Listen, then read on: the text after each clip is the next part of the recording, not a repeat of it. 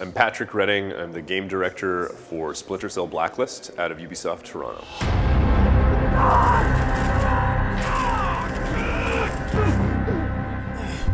Why did you run to the Americans?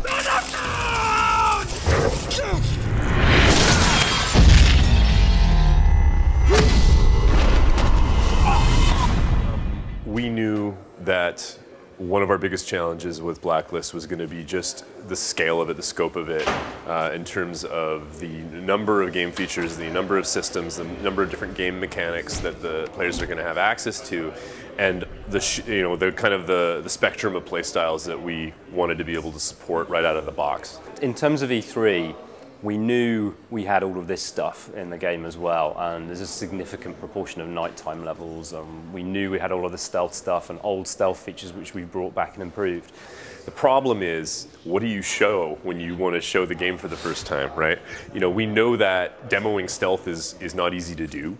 It's one of those things that's a lot more fun to play than it is to watch, you know, because it's methodical and, you know, it can be seen as a little plotting, you know, but obviously if you're in the middle of it, if you're doing it, your brain's working on it, you're looking, observing the enemy, you're being tactical.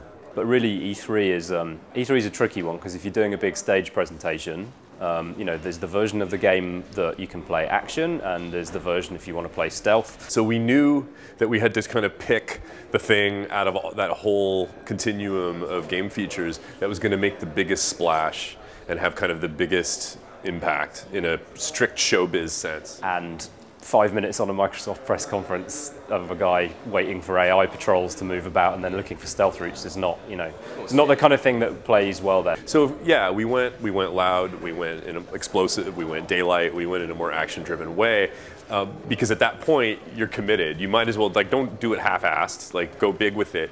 And so yeah, it's hard, right? Because you know, in the back, you know, behind the scenes while you're working on the game, it's going to be all this, you know, but you can't show all that.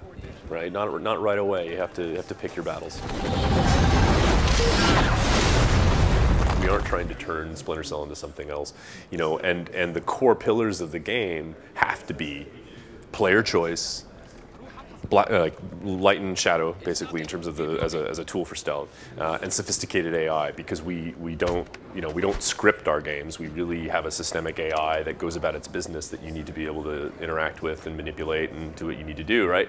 So, and what defines those three things, player choice, the AI, and the light and shadow, and how we choose to execute that formula, that's something that our fans have very strong opinions of, and they're a resource for us. They're kind of this knowledge base that doesn't get paid, you know, but that still, they know the games as well or better, you know, probably in some cases than the people working on them, because they've played them over and over and over, and they've really learned every nuance. So we would be stupid to not pay attention to that. You know, players do not fit into nice little neat boxes, right? We know that. We're not pigeonholing people, but we also do need to be able to detect and reward players based on criteria that the game's able to actually identify, right? So for us, what we did is we looked at kind of three main profiles of player. There's the traditional ghost player, which basically you would summarize as saying, never detected, never kills anybody, never touches anybody. So really, they're just like they're a whisper. They come in the shadows, they do their objective, they leave. That's it. They leave no trace. The other end of the spectrum, you know, you have somebody who's all about the kinetic, direct action approach. They're not concerned about getting detected at the beginning of an area. You know, they're going in hard with weapons, with gadgets. You know, they're armoring themselves up. They're really concerned about survivability mainly, and they're taking a really, obviously, more action-oriented approach. So they're detected and they kill everybody. And then obviously in the middle somewhere, you would imagine there's the player who's kind of mastered a lot of the game's features and learned how to kind of combine them in a really a fluid, aggressive way, and they can remain undetected and sustain that stealth state as long as possible, but still sort of strike from the shadows and clear an area out, right? So it's kind of like the lights go out, and then when they come back up, everyone's dead.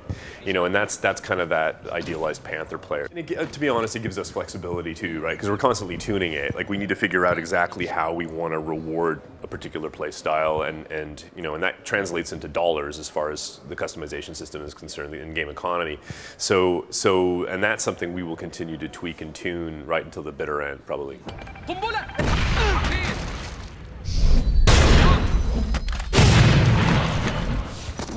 looking at how we could bring together and merge a lot of ideas that were obviously present from the original Splinter Cell games, plus a lot of these new concepts from Conviction, such as the mark and execute system and cover-to-cover movement, all that kind of stuff. Plus, we knew that as a general rule, we wanted Sam to feel more fluid, like the basic, controls and camera and character movement in the game. We wanted to be extremely fluid and have this, you never should feel like you're struggling with the controls in order to get somewhere. So we introduced this notion of active sprint, of being able to kind of glide over obstacles automatically and run up the sides of walls and that. And I think that, as all of these pieces came together, the way the takedowns evolved, the abductions, bringing the knife back as an option for players who want to go lethal, and then continuing to polish and refine mark and execute from beyond where it was in Conviction, we realized that there was a kind of underlying philosophy there, which is this notion that if Sam can do something, then he should be able to do it while he's moving. So the kind of ... in motion idea was born, and it's like, I think Christian, our animation director, put it best. He said, it's really more of a philosophy than a feature, and it's true. It's really something that we use to kind of inform the aesthetics of all of the different game features, the way they're implemented.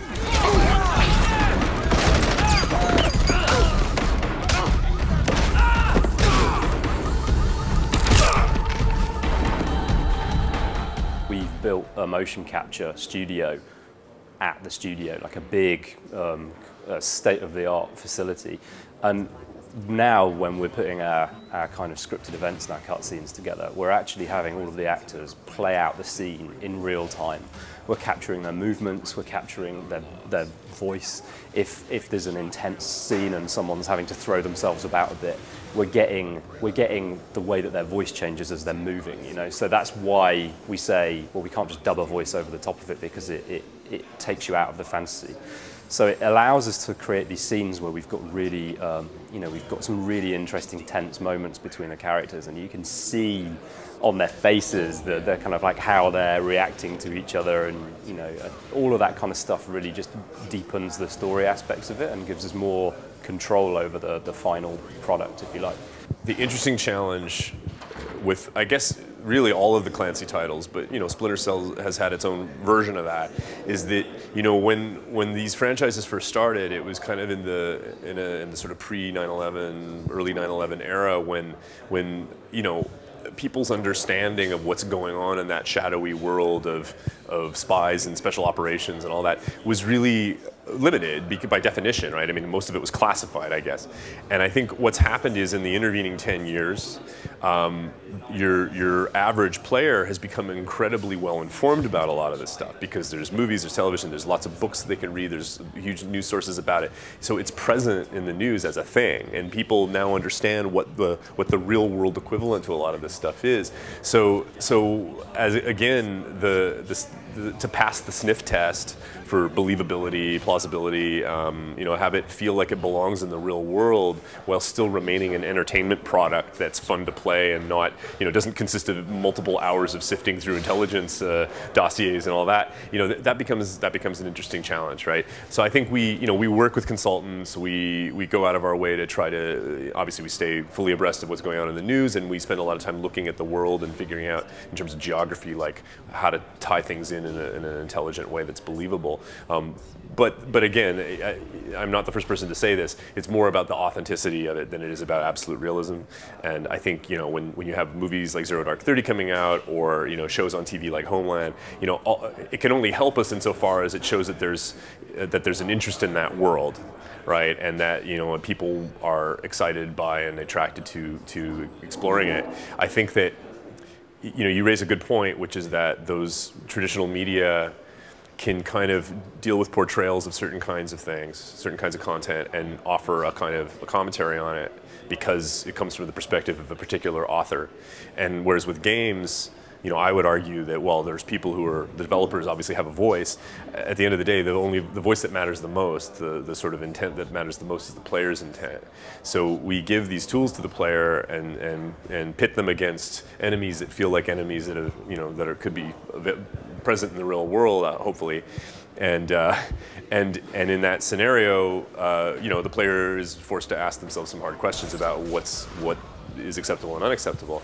I think as much as possible, we want those things to be interactive, because when they are, then the the reality is you're playing a game, you're exploring some things, you're making choices, things aren't being imposed on you, you're not being forced to endure something, and when we have narrative moments, we try to pick and choose those moments carefully so that we're not taking those choices away from the player. Who the hell are you? CIA? Delta? Welcome to 4th Echelon.